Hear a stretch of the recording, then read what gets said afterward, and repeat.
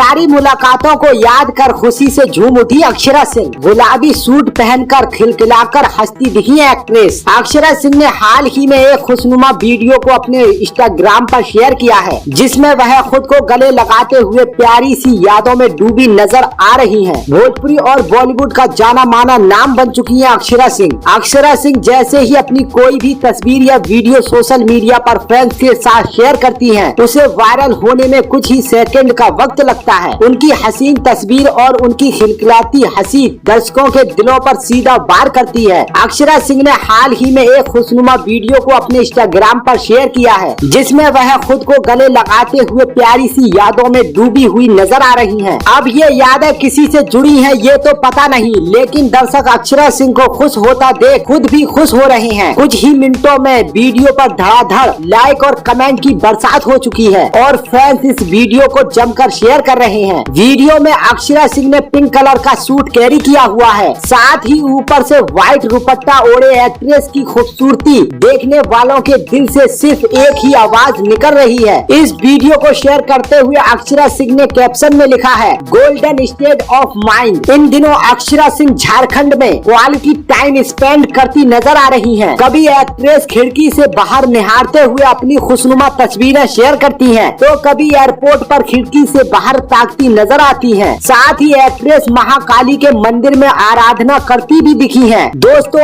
आपको अक्षरा सिंह का ये वीडियो कैसा लगा कमेंट में जरूर बताएं और ऐसी ही इंटरेस्टिंग न्यूज खबरों के लिए मेरे YouTube चैनल को जरूर सब्सक्राइब कर लें।